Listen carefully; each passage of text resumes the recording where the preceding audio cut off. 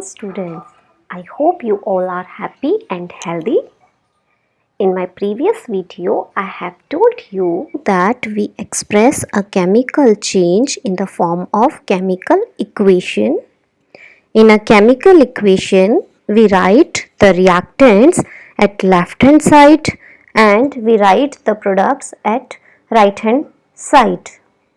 If we count the number of atoms of each element at both the sides and the number of atoms are equal, then we call such kind of reactions as balanced equations. But if the number of atoms of each elements at left hand side and right hand side of the arrow are not equal, then we call such type of equations are unbalanced equations. It is necessary to balance a chemical equation. In ninth class, we have already studied that mass can neither be created nor destroyed in a chemical reaction. That is, the total mass of the elements present in the products of a chemical reaction has to be equal to the total mass of the elements present in the reactants. In other words, we can say that the number of atoms of each element remains the same before and after a chemical reaction. Very important. Let's take an example. The word equation for activity 1.3 may be represented as zinc plus sulfuric acid, zinc sulfate plus hydrogen. Let's recall the activity 1.3. In activity 1.3, we perform an experiment with the zinc granule and dilute sulfuric acid, and the bubbles of hydrogen gas are evolved in this reaction. So, we can express this activity or we can express the chemical reaction in the form of this equation. Zinc plus sulfuric acid gives zinc sulfate plus hydrogen. This word equation may be represented by the following chemical equation. The symbol of zinc Zn, the symbol of sulfuric acid ZnSO4, symbol of zinc sulfate ZnSO4 and symbol of hydrogen. This is the chemical equation for the chemical reaction in activity 1.3.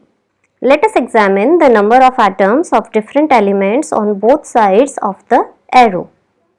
We will write down the elements here. There are four types of elements in this chemical equation: zinc, hydrogen, sulfur, oxygen. We will count the different type of elements. The number of zinc at left hand side of the arrow is 1 and the number of zinc atom in product side is also 1. The number of hydrogen atoms at reactant side is 2. Number of hydrogen atom at product side is also 2. The number of sulfur atoms at reactant side is 1 and the number of sulfur atom at product side is also 1. The number of oxygen atoms at reactant side are 4. Number of oxygen atoms at product side is also 4.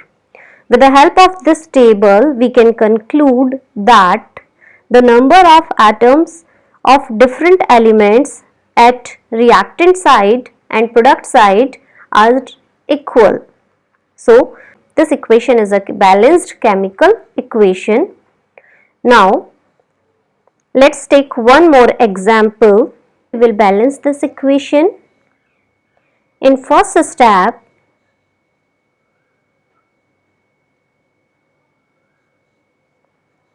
to balance a chemical equation, first draw boxes around each formula. Then in second step, we will list the number of atoms of different elements present in the unbalanced equation. There are three types of elements: iron, hydrogen and oxygen. We will write the number of atoms of each element in reactant side as well as in product side. Let's count the number of atoms of iron. In reactant side, the number of atoms of iron is 1, and in product side, the number of atoms of iron are 3. The number of atoms of hydrogen are 2, and in product side, the number of atoms of hydrogen are also 2. In reactant side, the number of atoms of oxygen is 1, but in product side, the number of oxygen atoms are 4. So, by comparing the number of atoms of different elements at each side, we can say that this equation is the unbalanced equation. To balance this equation, we use hit and trial method. So, we will select the element which has maximum number of atoms. Using these criteria, we select Fe3O4 and the element oxygen in it, and will try to balance number of oxygen atoms at both the sides. Let's do it. To balance the oxygen atoms, initially in reactants, 1 oxygen atom is present. In product side, 4 oxygen atoms are present. You can easily observe it in Fe3O4, 4 oxygen atoms are there. To make the number of oxygen atoms equal at both the side, we will multiply the reactant side with 4. Now, the equation can be written as Fe plus 4H2O. 4H2O, important, very important, 4H2O plus Fe3O4 plus H2. Now, we can count the oxygen atom at both the sides. Here, the 4 oxygen atoms are there, and in product side also 4 oxygen atoms are present. In next step, we will take iron and hydrogen atoms and try to balance them one by one. First, we will take hydrogen atom. Now, in this reaction, the total number of hydrogen atoms are 8. 4 multiplied by 2, that is 8. And in product side, number of atoms of hydrogen element is 2 only. To make the number of atoms equal at both the side, we will multiply the hydrogen with 4. So, now it will be 4 multiplied by 2, that is 8. We will write the equation in this form: Fe plus 4H2O, Fe3O4 plus 4H2O. Why we have placed this 4 here? To balance the number of hydrogen atoms at both sides of the arrow.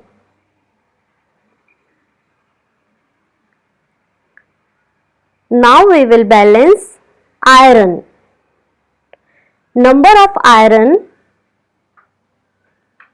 in reactant side is 1, that is in Fe. Number of iron in product side is 3, that is in Fe3O4, Fe3O4, 3, Fe3O4. To balance the number of atoms at both the sides, we will multiply Fe by 3. Now we can write the equation 1.7 in this way. 3Fe plus 4H2O, Fe3O4 plus 4H2. The final equation will be 3Fe plus 4H2O gives Fe3O4 plus 4H2. Now, let's examine the number of atoms of different elements at both sides. The number of Fe atoms are 3 at left hand side and 3 at right hand side. Number of atoms of hydrogen are 8, 4 into 2, that is 8 at left hand side and 4 into 2, that is 8 at right hand side. Number of atoms of oxygen are 4 at left hand side and number of atoms of oxygen are also 4 at right hand side. So we can conclude that the number of atoms of elements on both sides of equation 1.9 are equal. This equation is now balanced. This method of balancing chemical equations is called hit and trial method. As we make trials to balance the equation by using the smallest whole number coefficient. Let's revise all the steps again. First of all, we will examine the chemical equation and draw the boxes around each formula. Then we will write down the number of atoms of different elements present in the unbalanced equation. Now we will select a compound with maximum number of atoms. Then we will select the element which has the maximum number of atoms. Like in Fe3O4, oxygen has maximum number of atoms, that is 4. First we will balance that element, then we will try to balance other elements also. Finally, we will get the balanced chemical equation. It's important to write the symbols of physical states in a chemical equation. If we carefully examine the equation 1.9, then we come to know that this equation does not tell us anything about physical state of each element and product. Can you tell me that in which state iron is present or in which state H2O is present? Because H2O may present in solid, liquid and vapor state. So, as this equation does not provide any information about physical states, we mention the symbol of physical state with the elements. To make a chemical equation more informative, the physical states of the reactants and products are mentioned along with their chemical formula. The gaseous, liquid, aqueous and solid states of reactants and products are represented by the notation G, L, AQ. Aqueous state is represented by AQ and S respectively. The word aqueous AQ is written if the reactant or product is present as a solution in water. Now we can write this equation as 3FeS. S represent that iron is present in solid state plus 4H2O. G. This G represent that H2O is present in gaseous state. That means we take steam to perform this reaction. Fe3O4 solid and H2 is present in gaseous form. Sometimes the reaction conditions such as temperature, pressure, catalyst, etc. for the reaction are indicated above and or below the arrow in the equation.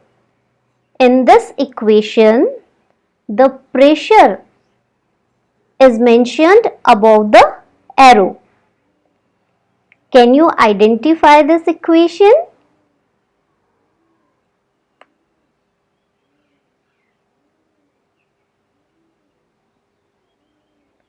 This is the equation for photosynthesis. As we know that photosynthesis takes place in the presence of sunlight and chlorophyll. Therefore, we have written sunlight and chlorophyll above and below the arrow in this equation.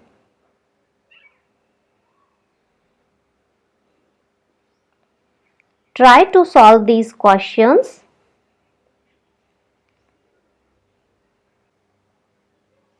Thank you and have a nice day.